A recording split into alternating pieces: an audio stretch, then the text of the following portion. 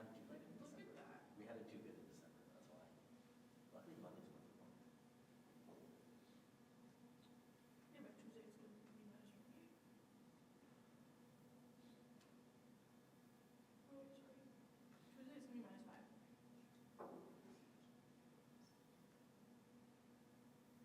So really just last weekend.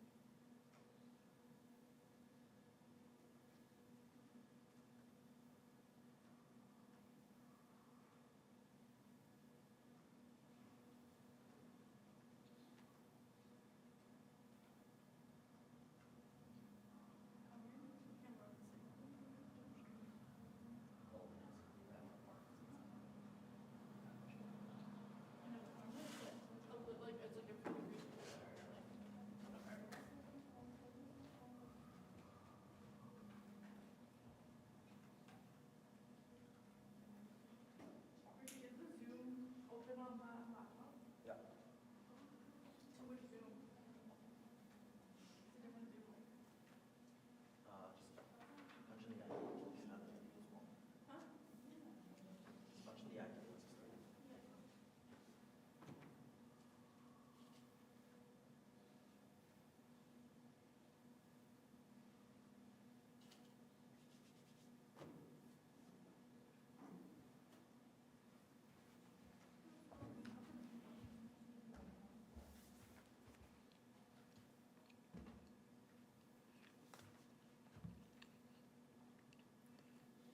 Ricky.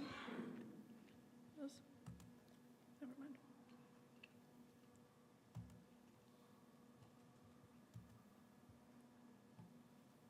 Hello. Hi, how are you? Good. How are you? Good. Name change the name. Are there people there? We have 4 people. And we usually have like 60. Yeah. So- Well, it's disappointing, but it is really like bloody cold out. Yeah. I told them they still had to come in virtually. Like we put it on our YouTube channel. Yeah. So I told them they still had to watch virtually. So you'll still have people watching. And then we'll kind of we weren't able to connect because you're gonna be streamed through the YouTube. But if there's any questions, like we'll ask you those questions Okay. on behalf of the students. Perfect. Yeah, there should be, like I've got, we start right at 5:30. There should be about 10-ish minutes for questions Okay. before 7. So Yeah. 5:30 to 6:40-ish is my rough timing. Perfect. 7:02. 7:02. So I've just got like a few Still program. not working. Is it in the right number? Maybe try again. Maybe I didn't put the right number in. Oh, just kidding. Yeah, it's totally wrong one. Okay, 301 301. 737. And we've just got a few course announcements that I'm going to do right at the beginning, Sarah, and then I'll turn it over to you. Sounds good. You should be able to share your screen. Ricky's just going to run a quick. We're troubleshooting it this afternoon, but he'll just run a quick. Yeah. Oh, there we go.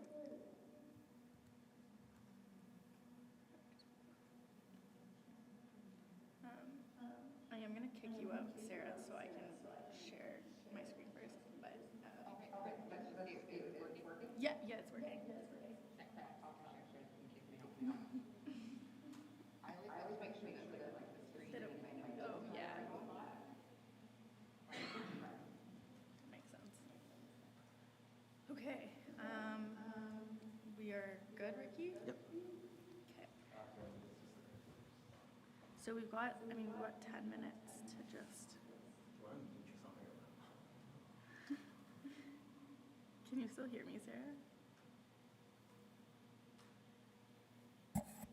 I don't think she can hear me. Okay, but it's muted on this laptop, and now it's muted here. So should I unmute it on this laptop?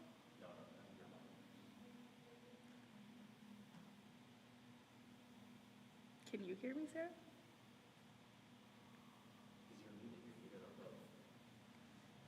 So which one do I unmute? What about when I need to talk? I have to talk first. Yeah, the mic, the podium mic is connected to the screen. Yeah.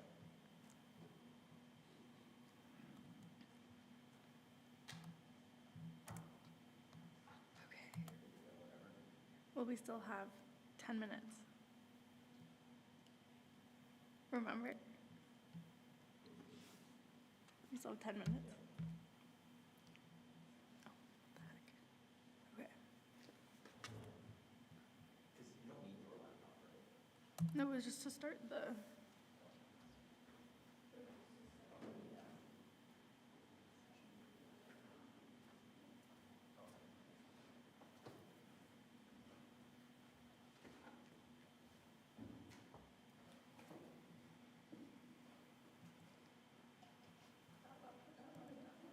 This one? No, it's plugged in.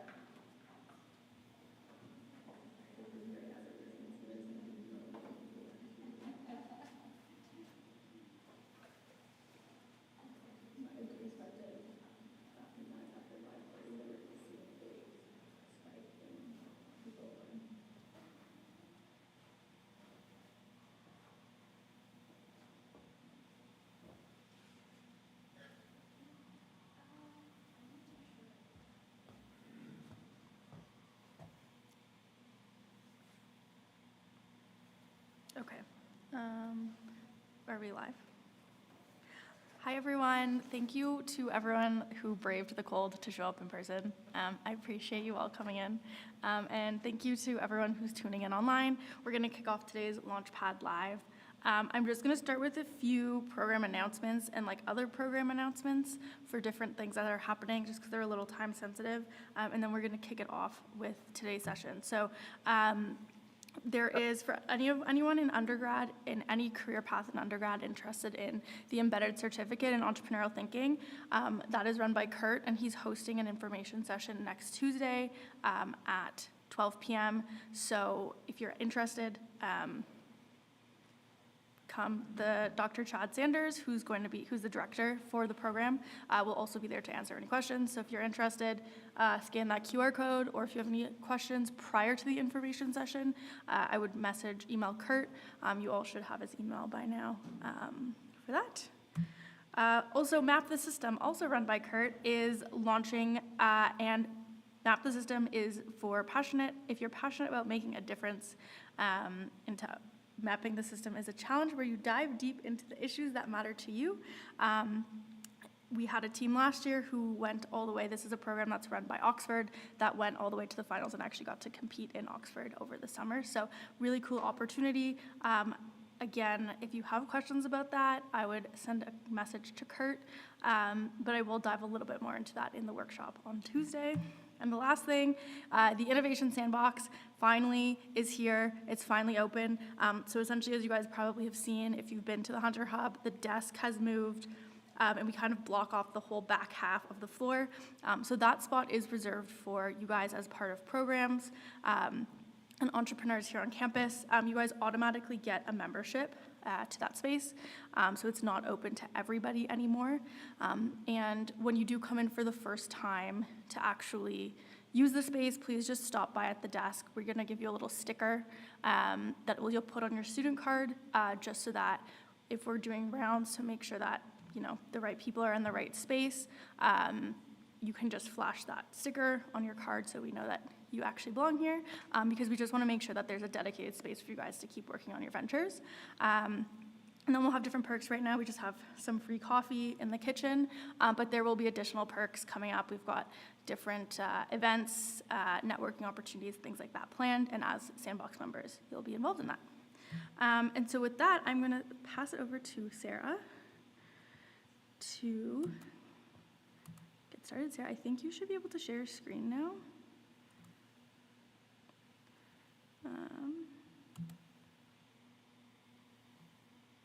Is it working?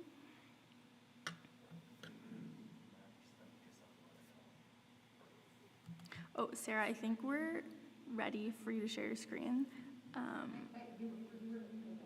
Okay, sorry about that. Can you close my laptop? Perfect. Okay, everybody's seen the main slide, not my presenter deck. Alessandra, it looks good. Okay, I'm going to jump right in then. Hi, everybody. A little bit of a change of plans, weird experience. I know you're out there. You can't interact directly with me. So I'm going to pretend as I go, you're nodding along and you're looking super engaged and you're really excited to learn a little bit about.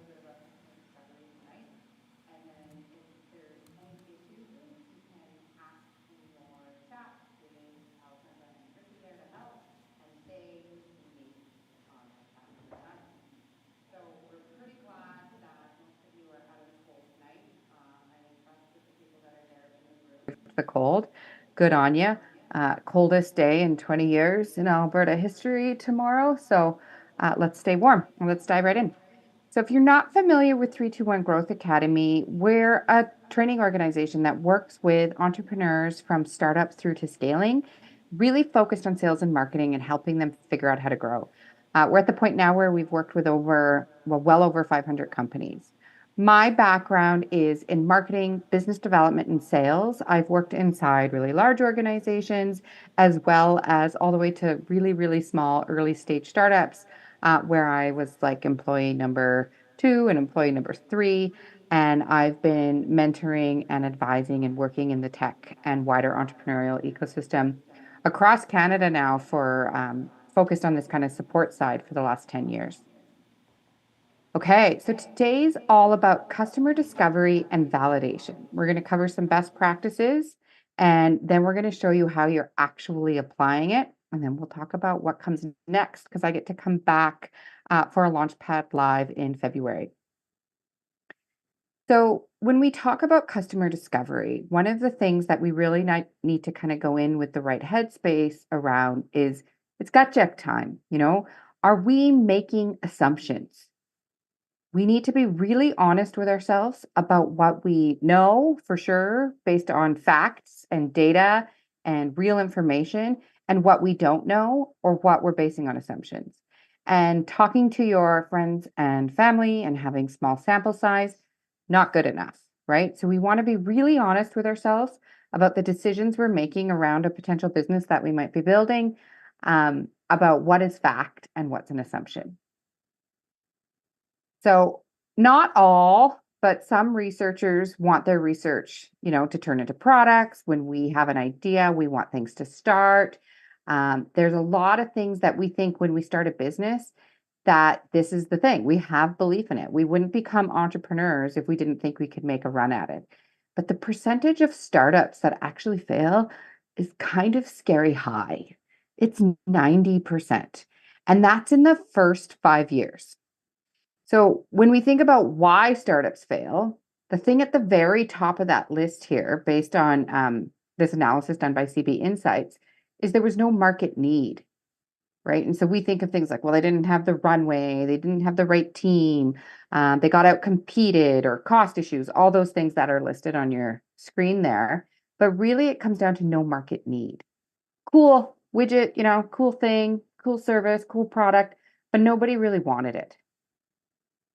Okay. And really, running out of cash is a direct correlation to not having market need. If you've got people who want it and are willing to pay for it, you're going to have enough cash. Startups typically face more risk, ambiguity than traditional businesses. You wouldn't go into entrepreneurship if you weren't comfortable with risk. So you are going to make a lot of assumptions. The key is being honest with yourself about what are assumptions, what are the things you can de-risk with real data, and how you're going to move forward kind of in light of that, because you're never going to have all the information that you want. Sometimes we know what we know. Maybe we're subject matter expertise. We've been around. We have talked to enough people. Sometimes we feel pretty good about it, and sometimes we really don't know. So same thing when you're thinking about making major business decisions and even getting started, even deciding if this is a thing, you need to be clear on what you know a little bit, what you definitely don't know, and what you're comfortable not knowing. So how do we solve for this? How do we de-risk? Validation is the work we do to actually validate the key assumptions we're making or disprove them. It's critical to managing that risk and making effective use of resources. Excuse me. So we do not move forward with building our businesses without some level of validation. The thing is it's not a totally like, check, you got it right, you're done validation. You are never done validation. We work with companies that revenue is in the millions. They're still doing validation work. They're looking at entering new markets. They need to, excuse me, they need to address, and go and do some research in those new markets. They're putting in new features into their products. They're validating around that. So validation is not something you do just at the start. You're actually going to do it throughout.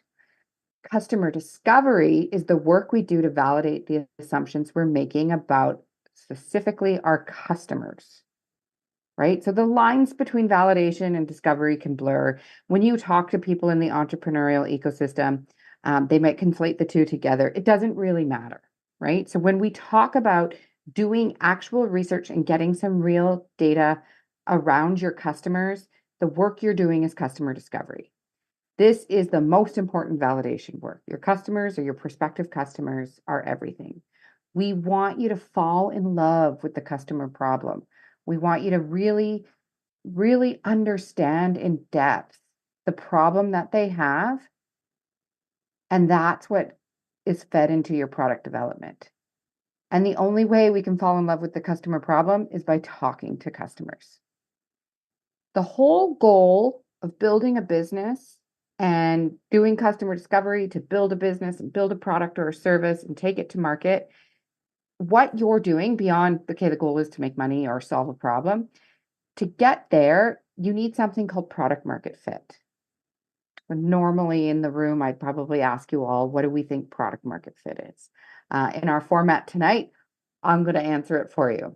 The most important thing for tonight's purpose to think about product market fit is it's being in a good market with a product that can satisfy that market. So here's a quote from Mark Anderson here, from Anderson Horowitz down in the Valley. Everything you're doing as you build a startup is working towards product market fit. So we work with a lot of companies who've raised a lot of funds. They've got money coming in. They've got investors that believe in them. They've done a lot of customer discovery and customers are telling them they want the thing. They still don't necessarily have product market fit. So this is a goal down the road, but you can't be on the road to product market fit without deeply understanding your market and the customers within that market.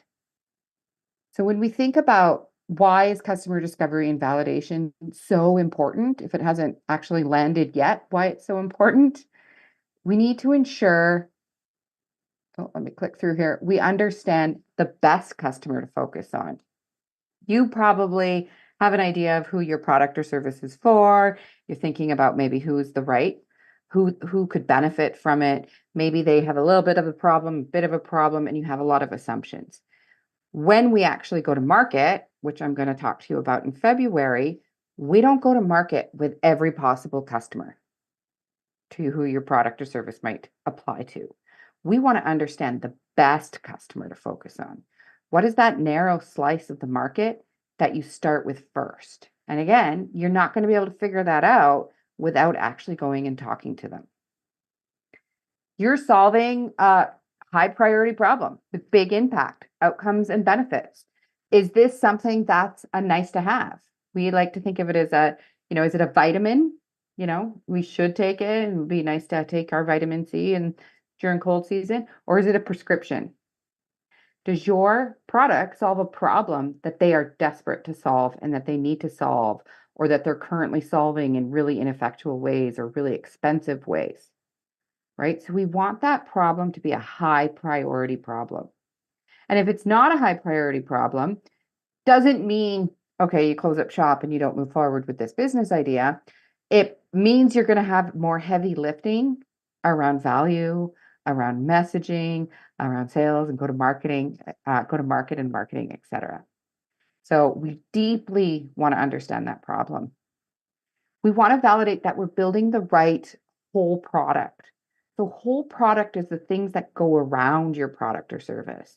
So think in kind of a software world, you've got the core piece of product that solves the problem, but things like onboarding, customer training, additional features that they kind of want, reporting, those types of things that aren't the core thing that solves the problem, but the customer needs to realize the benefit.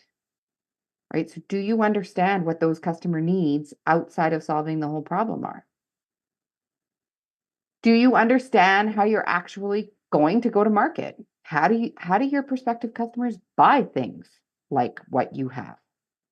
Right? Do they buy it online on an e-commerce site? Do they sign up on your website? How do they reach you? Are they on social media? Do they go to conferences? How do you learn where your customers are and how they buy products like what you're potentially developing?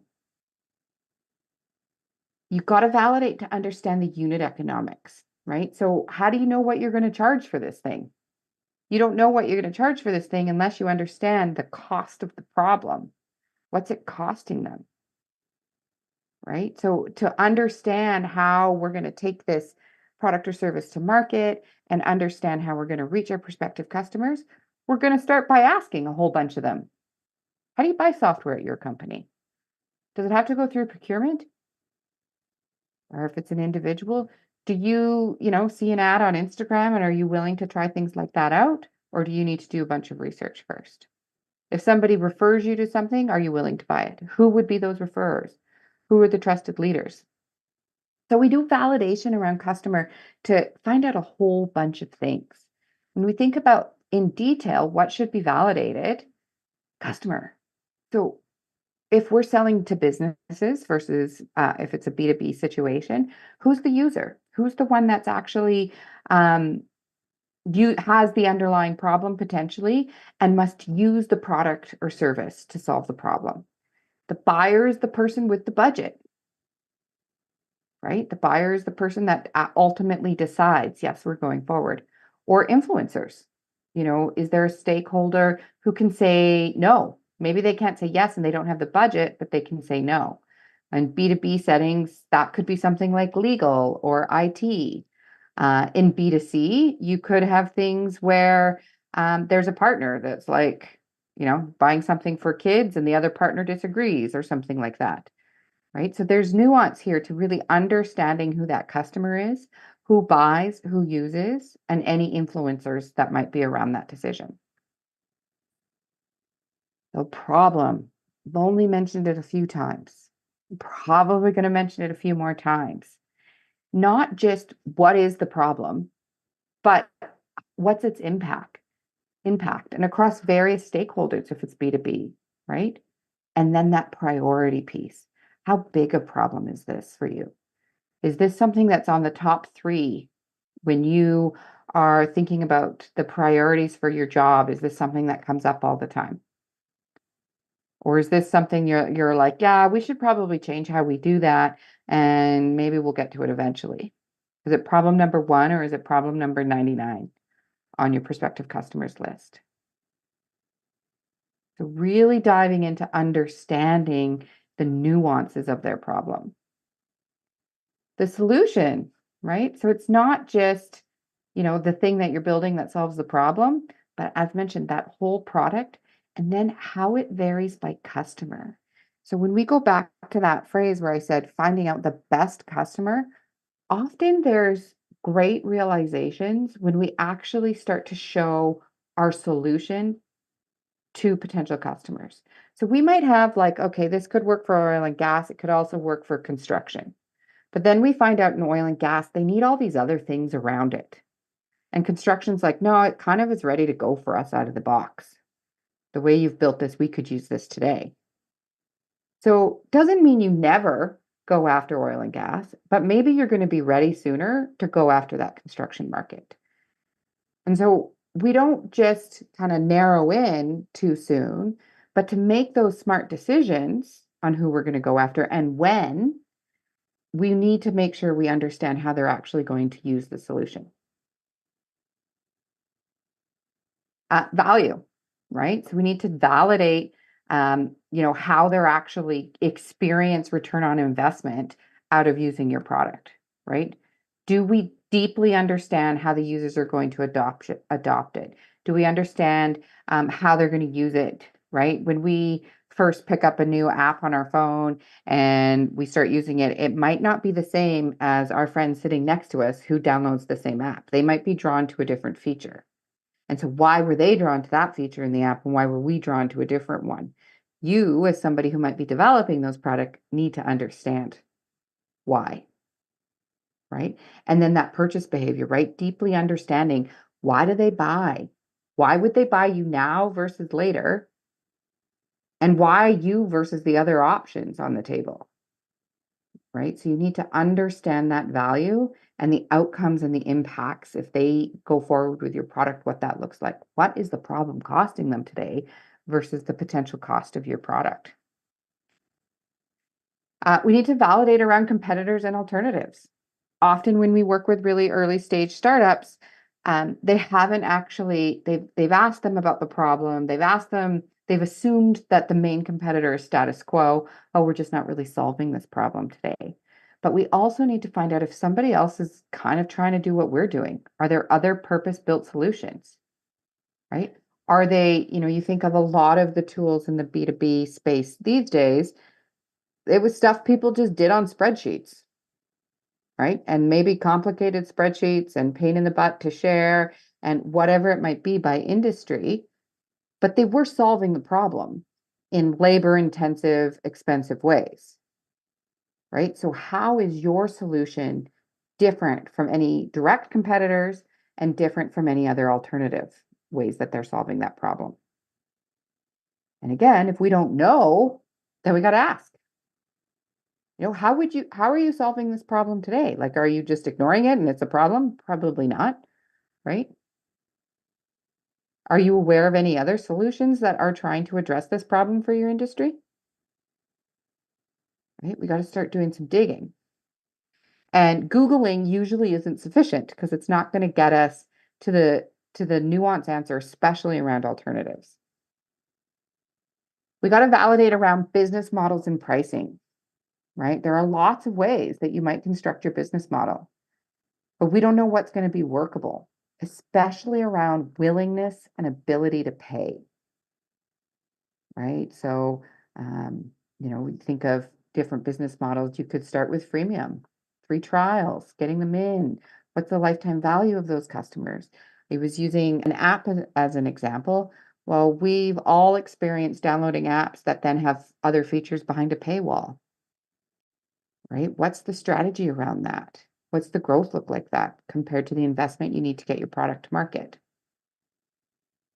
So really thinking about how your customers buy and what they're used to, and especially against that value piece, we need to ask them.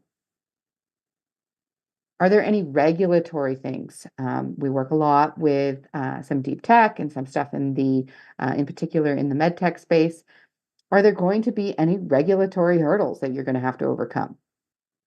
And sometimes we think of the regulatory hurdles on our side, and that those ones are more obvious, but we're not necessarily thinking of the ones that our customers might have to face. So again, when we think about application of our product or service and like the really wide market opportunity, are there industries that have less of those hurdles? Selling to government, there are regulatory requirements. I've worked with recently around last summer, I was working with an AI company. One of their founders had some great relationships with the US Navy and some applications that they were trying to do. It was an AI visioning thing. But the ability to get into that space was going to be so slow. And so they were keen on it. They were on it to try stuff. But actually getting in there was going to take some serious time. And they actually had some construction and vehicle applications that they could do with what they had. Zero regulatory for what they were doing. Zero kind of checks and things that needed to be added into their sales cycle. So when we're exploring these markets and these applications, are there regulatory things you need to think about? And again, if you don't know, best person to ask are those potential customers. And then timing. Is it the right time? Are you too early? Are you too late? Validating by talking to other people in an industry, right? Working with certain industries, things like prop tech in the real estate market, they're still slow when it comes to being really innovative in a lot of ways. Some companies are doing it, some aren't. So if you're trying to sell something super innovative to an industry that's not innovative, what is that going to mean for your go-to-market? So you need to understand kind of their willingness to adopt new things, technology, innovation, etc. Okay. All right. Best practices, how to validate. Normally I would ask if there's any questions. Alessandra, is there any questions yet? Good. Don't hear you, so I'm going to keep going. Okay. So how? I've just hopefully scared it into you that this is important and you have to do this customer discovery work. I believe all of you have a deadline to do some customer discovery work by the end of the month. So how do we actually go about doing it? The first place we want to start is you got to write it down. You can't just go out there and talk to a bunch of people and come back and say, okay, I'm hearing that they really want this and we're going to go ahead and build this thing. You need to write down who you're talking to, when you're talking to them, how many people you're talking to, and have, a clear hypothesis, what you're going after. And again, write down, what are those assumptions that you're making? And you've got the tools from Launchpad to do this, right? So the first one is this entrepreneurial journey plan, right? Where you can actually go and be real about what you actually know versus what's an assumption. You've got, that's 7A, where you get to document your assumptions. And, like use the Launchpad sheets so that you can capture it somewhere. And as you go, if you need to adjust them, share that with your Launchpad team, whatever it takes, right? But get it out of your head. Don't have it on sticky notes next to your computer where you're doing Zoom interviews. Don't just have a bunch of casual conversations. When we actually sit down to conduct a customer validation interview, the best is one-on-one. This can be very time intensive, but I promise you it allows for better learning. Typically, early stage founders and entrepreneurs want to do an online survey to start. Can be helpful. Like, I'm not going to tell you it's not it's a bad idea. There is something different about actually sitting down one-on-one and getting to know your prospective customer and the problems that they have. Okay, so they deeply allow for better learning. All right, let's get into some tips here. You need to have an interview guide. So survey questions, it was in tab 3 in tool 7D with clear questions. So this makes sure that when you sit down to talk to interview 1, you ask the same questions in interview 1, 2, 3, 4, 5. You can't compare results unless you get really good about being consistent with the questions you're asking. And of course, you're having natural conversations. Sometimes the conversation might go in different places, but you want to have those clear. Usually it's like, I've got 5 to 10 questions I need to ask you.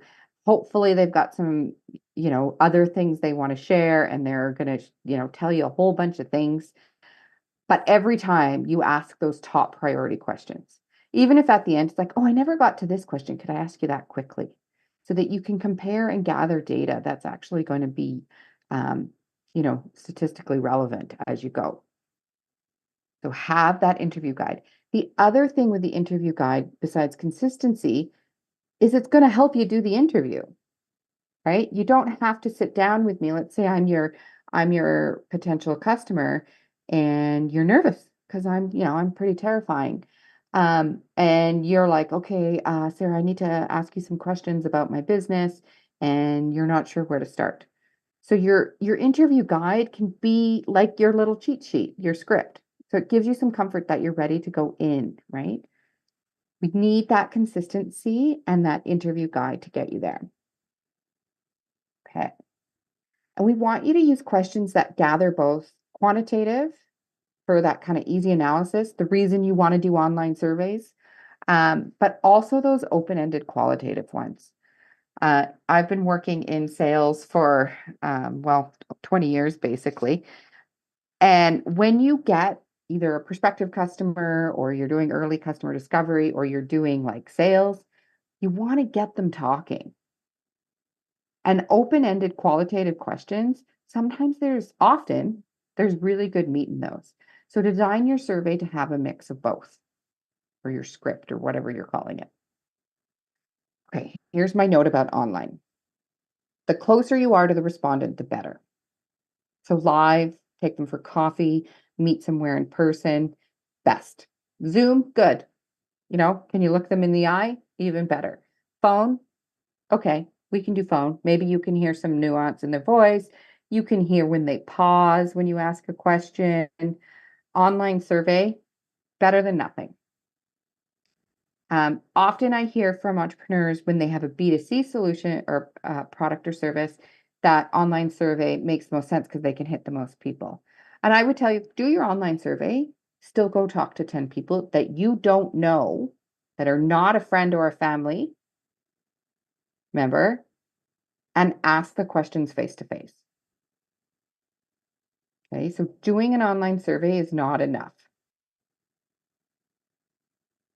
And then do enough interviews to achieve confidence in your results. What you want to look for, so I always get asked how many interviews, and 321's favorite answer to most questions is it depends. If you go out and talk to 20 people and you're already seeing a really strong pattern and that there's this clustering of responses that 15, 16 out of the 20 people are all really saying the same thing essentially, yeah, maybe you don't need to go talk to 50. But if you've talked to 50 and you're still not seeing any patterns in those results, you might need to talk to 100. And that's probably pretty daunting. So talk to 10 as your starting point and look for those patterns or clustering. And this is again why, if you have an assumption that your market is, is really big, total addressable market includes multiple industries, different sizes of businesses, or you're B2C and you're like everybody between the ages of 15 and 75, I'm going to call you cannot get good data with that wide of a thing. Because you can't, the problem that those really wide markets have, there's going to be differences in there. And then bringing it to market, it's really hard to reach that big a bucket. So to make good decisions now about, okay, people age 15 and people age 75 could use this product or service, I'm not going to market to the 15-year-olds the same way I'm going to market to the 75-year-olds. So now you have to have a much bigger go-to-market budget and strategy. But now how do you decide? 15 or 75? Or what's in the middle?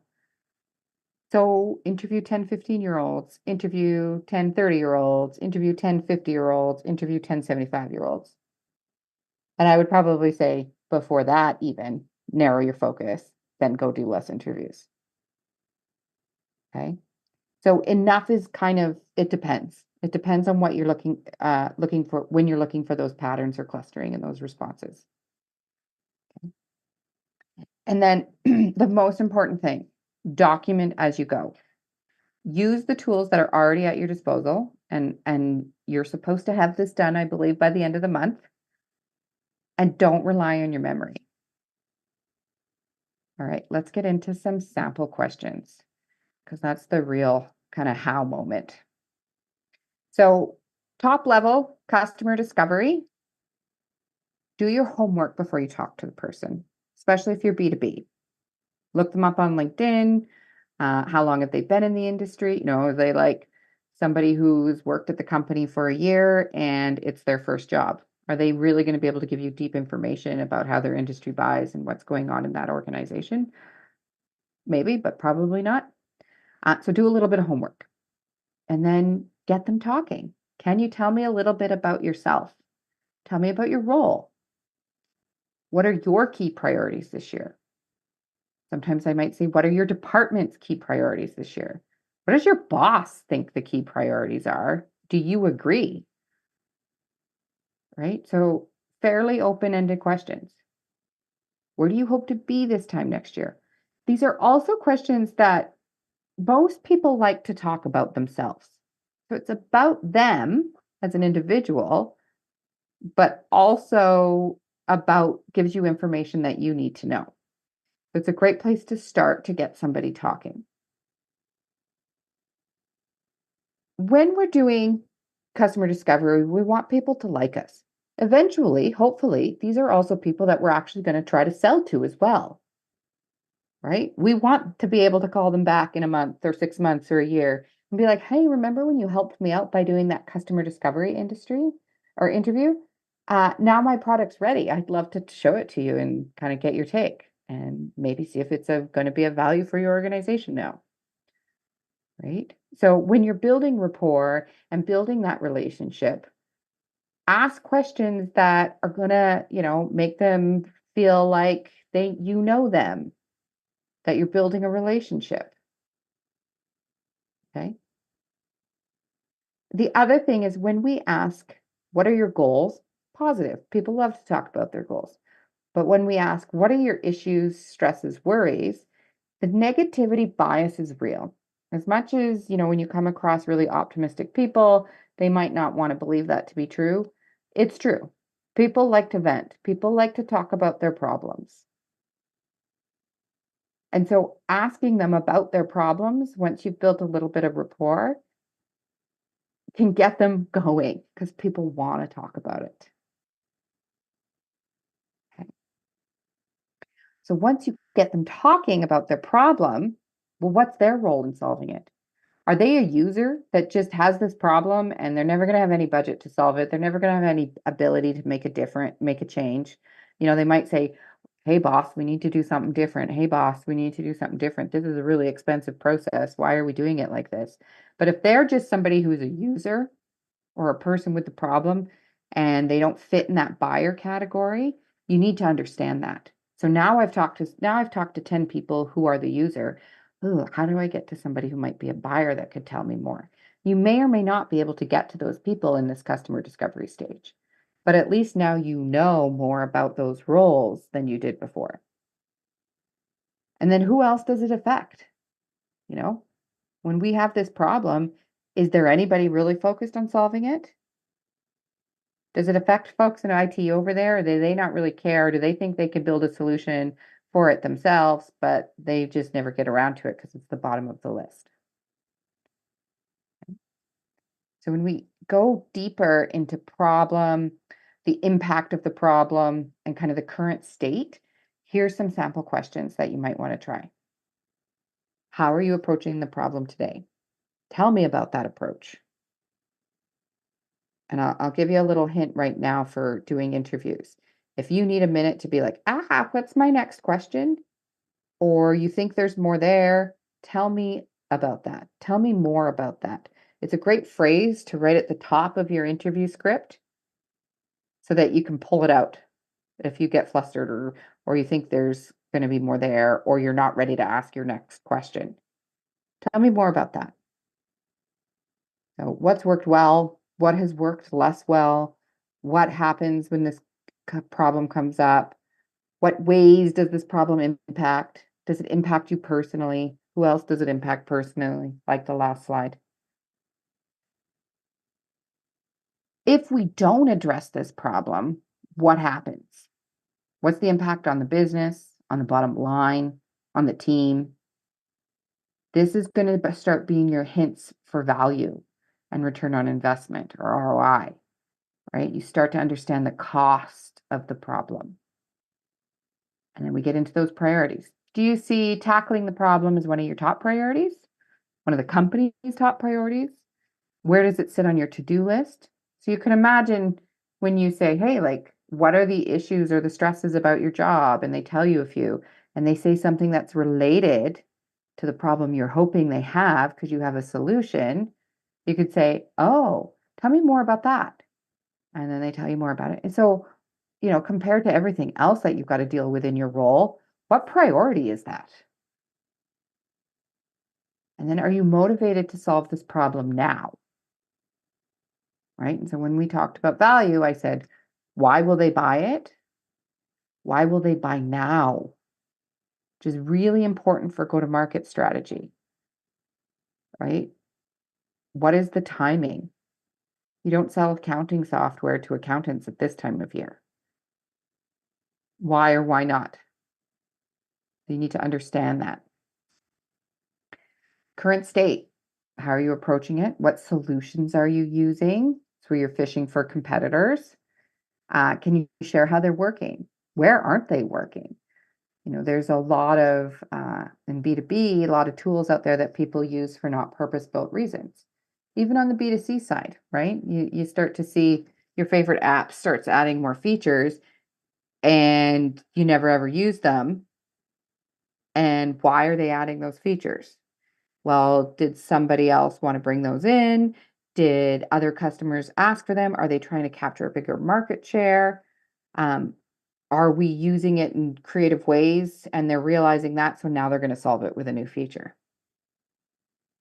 Okay. This one, especially if you're looking at a software solution that your endeavor is going to be, is building your own solution and option. We really want to understand the capability on the B2B side for companies to solve it themselves when they're in our perspective kind of larger market.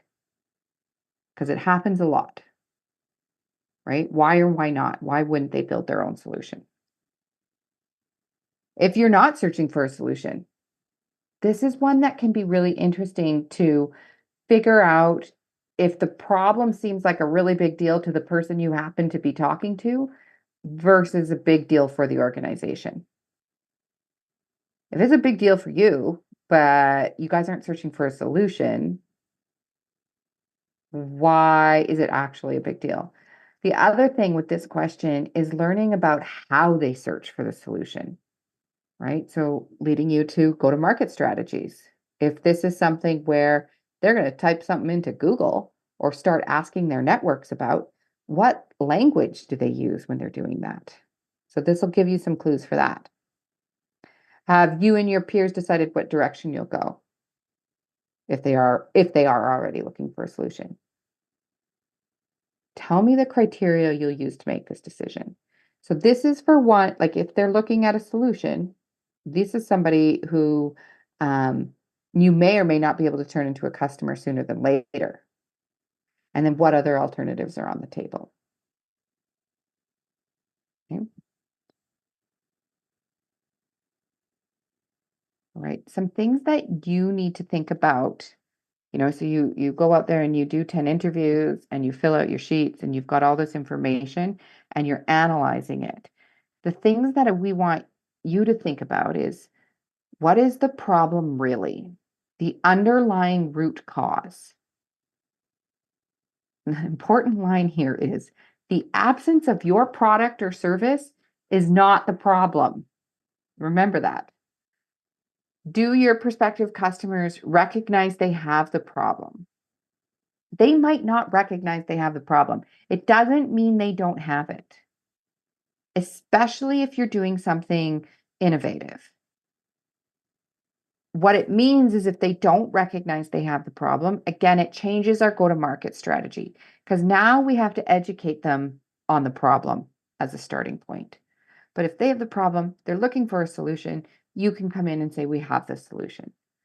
But if it's something in a whole new category or totally different and new, you might have to educate around that problem. Why do they have the problem? So if I was one of your advisors, when you come in with your data, I don't even want to look at the data first. I want you to tell me what is the problem, and I want you to tell me why they have the problem. Okay? How big and how does it impact them? Do they all have it equally? Right? Or do some people in the organization feel it more than others? Do some types of customers feel it more than others? So our example of oil and gas or construction, maybe the problem was felt the same. It was both costing both industries a lot of money, not solving this problem. But again, the access was going to be easier with construction. So understanding, where that is. Great question that Alessandra just sent me. When you're conducting the interview, should you mention what the product you're working on? Or should we not mention to minimize bias in their answers? No selling, no mentioning the product. You can say very high level, I'm exploring some things in this space. We've got some ideas, but you don't want to make it about you. And you tell them, I'm doing customer discovery because I want to learn more about this thing that I'm building that might be a fit for you in the future. Depending on who you're talking to, though, they're going to be really curious. So you want to have those answers ready. Okay. So downplay it, minimize, get them answering your questions first. And if they really want to talk about what you're working on, save it for the end after you get their answers. Is the one they care about enough? Would they be willing to take a risk to solve the problem? Would they be able to spend money to solve the problem? Rubber hits the road when somebody pays for your product. How bad is the status quo? Right? Is it like kind of being solved in a good enough way? And then does their perspective change on whether they're a user or the buyer and they have the benefit to pay. Right? Sometimes you have users with a problem that they want their organization to solve. And the organization is like, yeah, we're not going to spend money on that. At least not now. It's not a big enough problem for the organization. Okay, so being really thoughtful about those roles that those customers have. And I mentioned this already, but don't forget to design your customer validation interviews to create a great experience for the interviewee, right? So you want them to enjoy talking to you. So position yourself, be friendly. If they're curious about what you're doing, be like, yeah, I totally want to share with you what we're doing. But to kind of like even tell them to minimize your bias, I'd love to get through my questions first. Totally okay to be completely upfront about that. So, like I just said, to answer that question, no selling. If they're like, oh, well, I'd love to talk to you more about your solution. And when it's ready, like give me a call. Great. Give them a call. Put them in your tester group. Have them be a product reviewer if they match your prospective customer after you've done all this work. Right? So maybe they were somebody in the oil and gas side and you've decided to go after construction. You're going to call that person up and be like, we're going to go after construction first. And that person might be like, okay, cool. Or they might be like, oh, you're not going to kind of focus on our market. We'd like really love your solution. Be like, yeah, no, we will eventually. Or we keep you in the loop, whatever those kind of answers might need to be. Your job is to be a great listener. Okay. So if you're doing all the talking, kind of think to yourself, my acronym I use is WAIT. Why am I talking? So I'm talking because I'm presenting to you right now. If I was doing a customer discovery interview with you right now, I'm talking 10% of the time. I'm using open-ended questions to get you talking. You want to avoid any leading questions, which is also the reason we don't want to show them the product, right? The question mentioned that, keeping the bias out of it. Hey, do you think this thing is cool? Do you think that if this was on the market today, you would consider buying it? Like, don't go there. You want to learn. You're not trying to make the sale. And don't be afraid to probe. Don't just accept answers at face value. Tell me more about that. So when you have that problem in your workplace, what does it really mean kind of on a weekly basis? Get them to open up about what you're doing. And the other thing is you're never really done customer discovery. So again, like big picture, all validation, you're always doing it. When you actually go to market and you've got customers using, yeah, great source of feedback for customer discovery. But we also want to continue to look outside existing customers to learn more about what we're doing and how they buy and how we're going to get them great value that they'll then pay for. One of the other kind of key tips is if it's really hard to get to your customer, are there proxies that you can talk to? Okay, so I worked at a really, really early stage startup that sold to that was targeting oil and gas. They weren't sure if the field user or the field foreman would have budget and would be the buyer, or if somebody in like the corporate head office would be the buyer and have the budget. Field was definitely the user, but it depended on the type of company. And it was hard to get to the field. It was definitely hard to get to the corporate. These were like VPs, right? Scrappy little startup, needed somebody to open doors to get to those VPs. So to do that customer discovery was a bit tricky. The way we did a lot of the discovery was through thought leaders, people who were like consultants and advisors to the industry, other people who in previous roles have sold to the industry and sold to those types of roles before. So they weren't actively in those roles anymore. They were actually easier to get to. Trade associations, industry analysts, any thought leaders in a space, those can all be great proxies for people who understand who your potential customer is. So if you've got an assumption or a hypothesis around who your potential customer is, and you're like, but they're never going to talk to me, I'm a university student and I don't know how to get to them. Think about who else knows what they know. Okay. And this is the same for, outside of customer discovery when you're actually thinking about bringing your product to market. Who are going to be your initial testers? Often alpha testers are really friendly. They are our friends and family.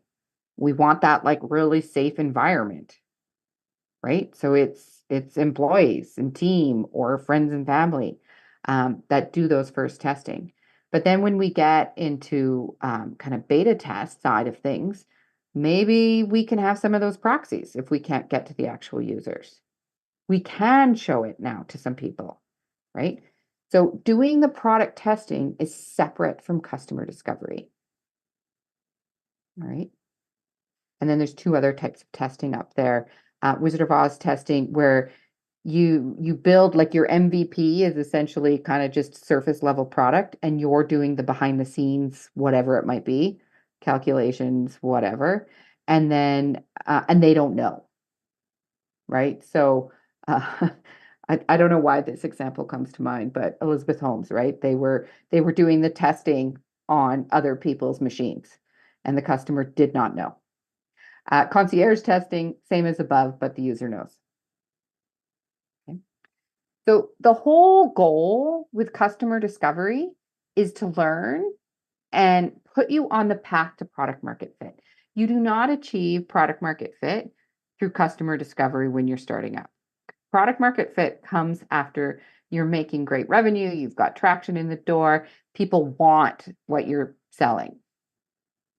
But to set yourself up to achieve product market fit, you need to start with good customer discovery.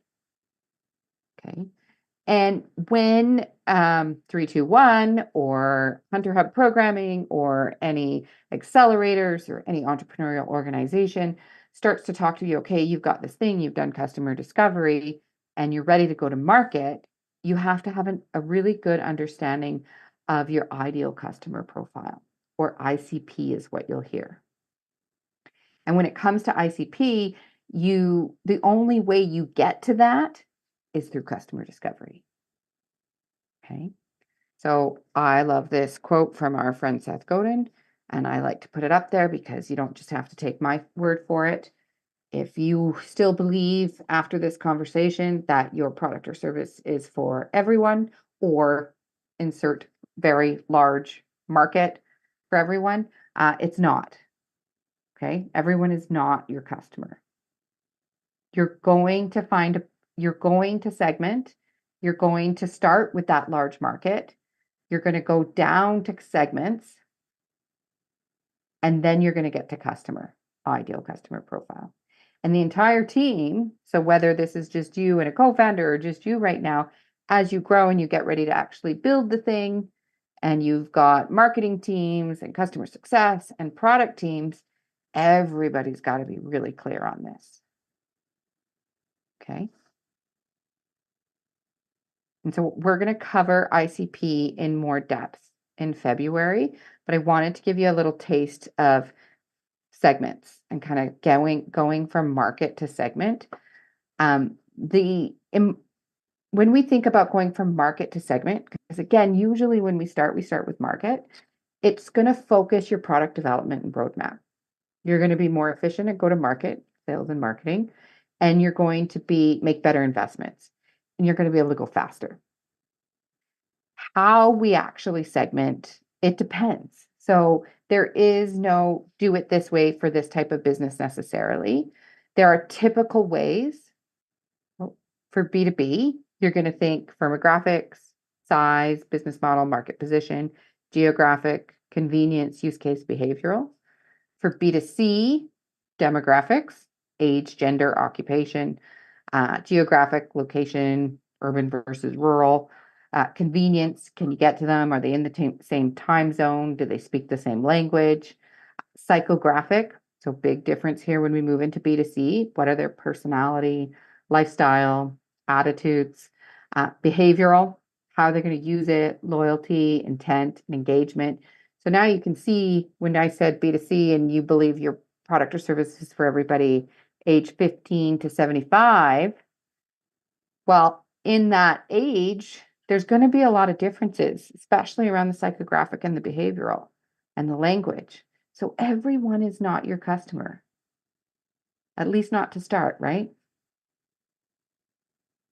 Or for sure not to start. And so when we actually think about how many segments we have, we want to assess which ones are we going to go after. So right now, if you're like, who do I talk to, Sarah? I think this thing has wide application. I would start with a bit of an exercise of writing down your potential segments. Okay, so I think this idea I have could be for the 15 to 75-year-old male or female who lives in North America and speaks English. That's still too many people. So now I'm going to go through, well, can I reach the 75-year-olds? Do they have the pain on the same level as a 20-year-old? Do they experience the problem the same way? Are there people serving this to the younger demographic already? And actually, there's a bigger opportunity with the older demographic because there's less competition, right? So do a quick kind of your assumptions around the segments to focus a little bit so now you know who to go talk to.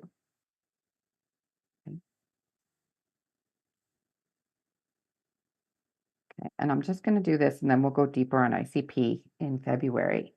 So ICP is that detailed definition of your target customer. You may have heard the term in school or in other programs, ICP as well as persona.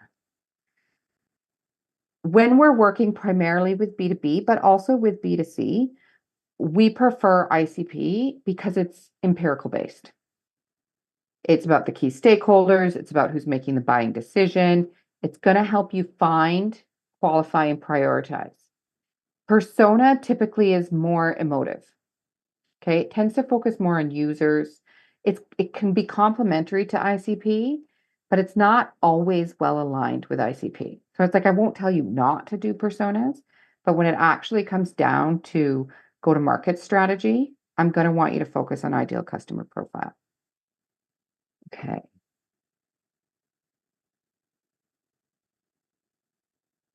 All right. So we got to get to work. Let's open it up for questions. Alessandra, I talked a little bit faster than I planned to.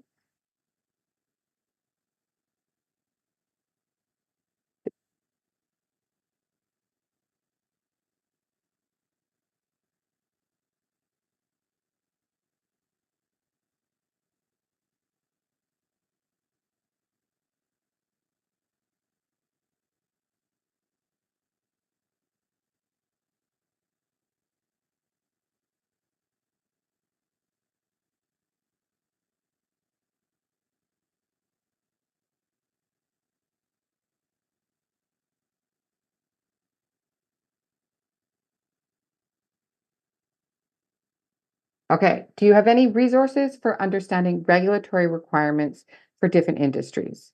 Or any websites or resources as a jumping off point? That's a big list, right? So many industries have regulatory requirements. I would start with a quick Google, right? So if you've got, a medical technology or you want to sell to a certain sector of government, the first thing is to see if somebody who else sells to them. Maybe ask those people as a starting point. There's no like website that's like, here's all the regulatory requirements by industry. We definitely would have to, as a jumping off point, either talk to somebody who sells to those industries now or find out through customer discovery. Sometimes I would prefer to kind of get that information from somebody else before I do my customer discovery. So going into customer discovery, I've got that homework kind of already. And I come into that moment to talk to the customer knowing a little bit more, right? So let's say it's health tech and you're going to be dealing with patient records and there's a whole bunch of freedom of information and privacy and security things that are going to be needed. You can find somebody else who deals with that. And most companies will say, hey, yeah, check out this website. Or when we dealt with it, it took this long to figure out the approval. And now you're going into that customer interview with, we understand there's going to be a lot of security checks and that we're going to have to meet these requirements. Our plan is to meet them. Can you tell me if there's anything else any other hurdles that we would have to jump? Is that helpful? Not 100% a straight answer. She's in you're in the like healthcare space. So that's like a very complex, tons of regulatory. Yeah. And like I've worked with companies kind of in that example where it was software for patient care. And so you're not putting in anything on somebody's body or in somebody's body or whatever. And tons of regulatory things to be compliant, mostly around security and privacy. I've also worked with companies where there's a medical technology on the biotech side. That takes years and years and years and years. And my learning a little bit there, I learned that in Canada, it's slow. In the States, you generally have to have a really expensive consultant take you through it. And many companies go to Australia because it's a little bit faster. So it depends. It depends on exactly, you want to put something in somebody's brain, it's going to be different than if it's some type of device that you're going to, we think of what's the local company that does the wound care, right? It depends on the risk associated with the thing that you're developing as well. Okay. Any other questions?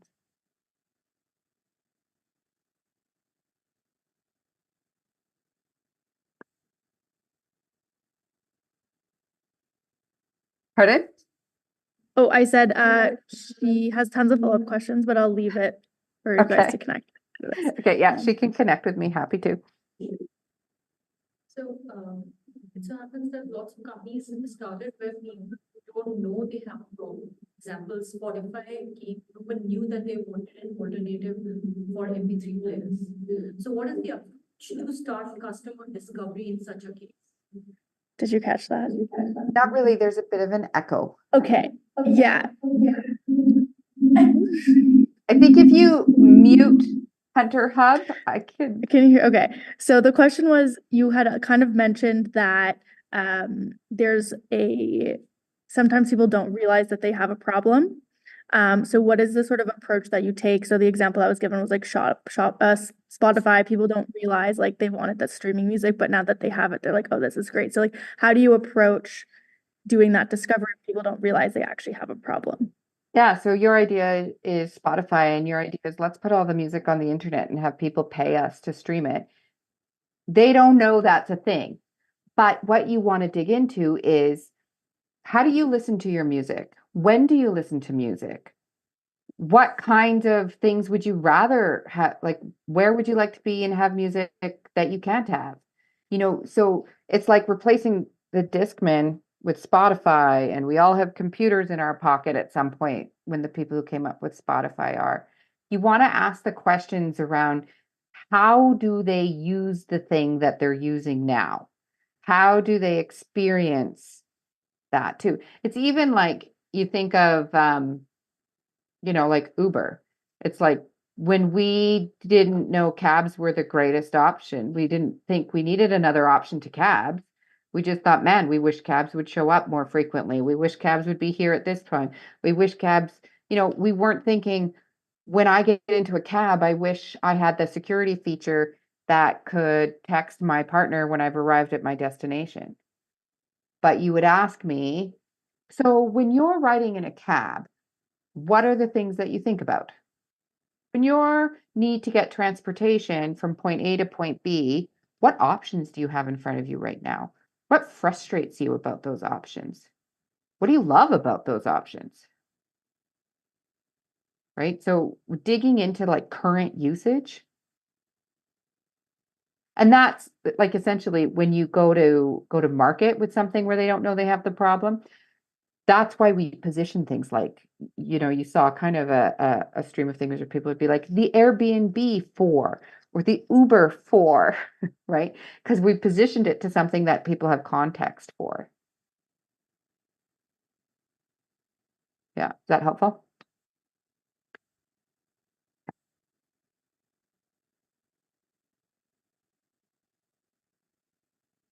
Okay, one question from the live stream is how often do these interviews, how long do these interviews take? The slides of questions you had seemed pretty lengthy. This is for a B2B context. How often do you need to follow up on the interviews? Yeah, like how long is the actual duration of the interview? Yeah, so it depends. But typically, if I want a busy professional's time, I'm only going to ask them, can I have 20 to 30 minutes of your time? And then hope they're willing to talk longer. If it's somebody that you know and is going to be willing to give you an hour, great. When I design my interview guide or my survey questions list, put it in order of priority because you're not going to get to all those questions. Like those sample questions, a lot of them are a bit repetitive, just different ways to dig on certain things. But you want to think about, I need to ask this question the most, and then this one, then this one. So if they're like, yeah, I don't think I have 30 minutes, but I can give you 15. Ask the most important questions first. And then sometimes you get somebody talking and they're happy to sit with you for an hour. At that company I mentioned where we were really, really early stage, I did a whole bunch of customer discovery with the field operators by buying them coffee and meeting them at coffee shops all over Southern Alberta. and those, because they're meeting me for coffee, they're not in a rush to go back to work on the job site in the cold. So they were happy to sit for an hour and answer a whole bunch of questions with somebody else buying them coffee. Right? So it kind of depends on who you need to go and interview, how much time you can reasonably ask for.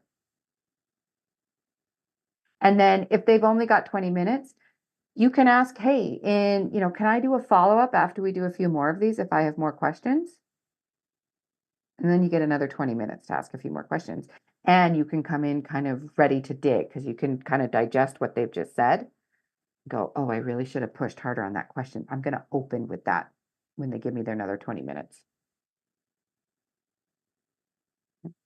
So it depends is the short answer. The long answer is 20 minutes to an hour.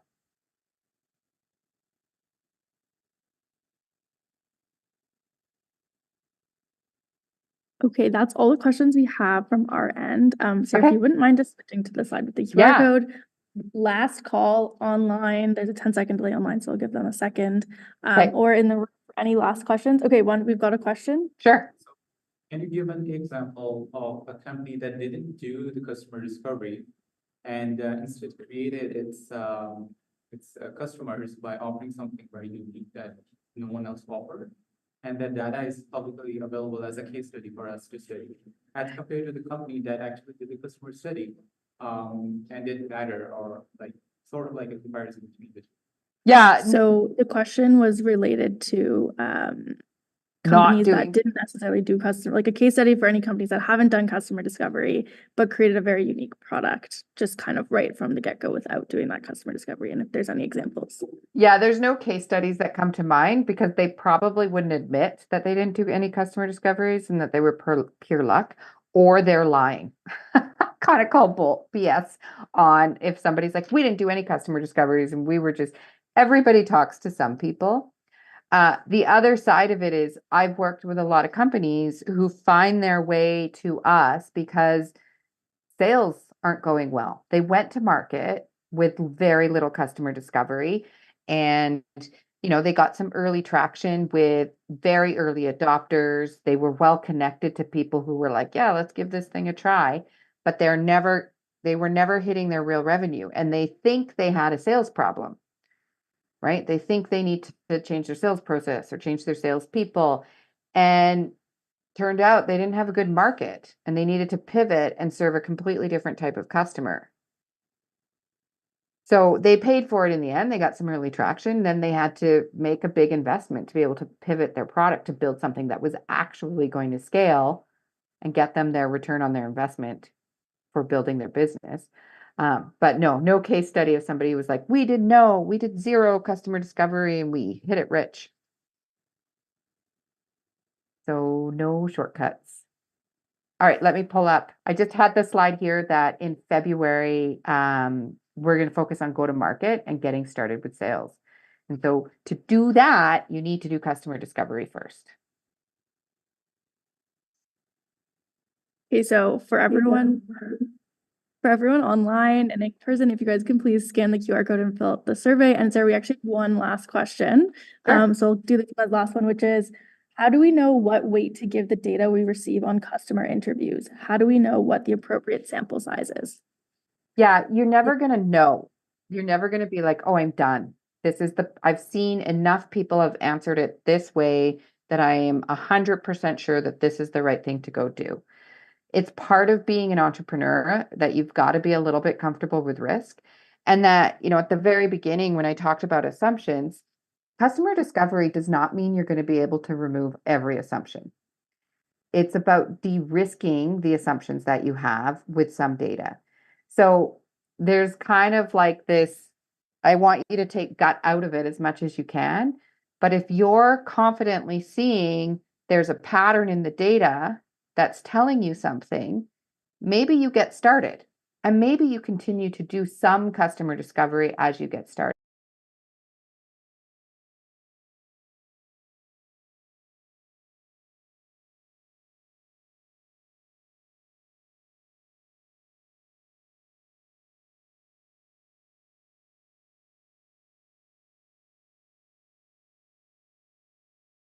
In a pattern.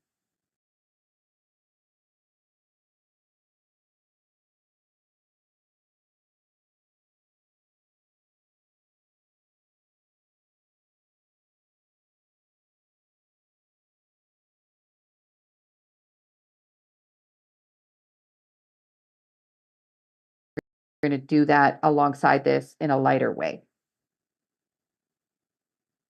So no easy answer for that.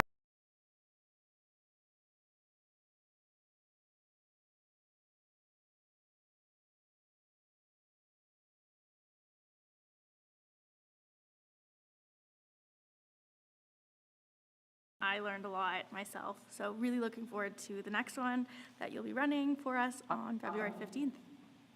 Awesome. And if you have any questions, feel free to reach out. And otherwise, I will see you in a month, hopefully in person. In person. And it's not minus 5,000 out. Thank you. Okay, good night, everybody.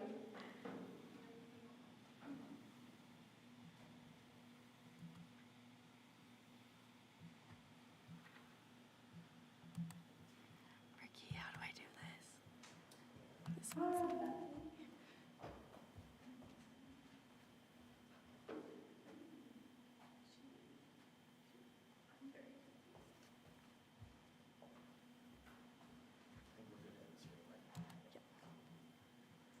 Okay, thank you all so much for coming and making the trek. It's very, very cold, so I appreciate you all coming in for this.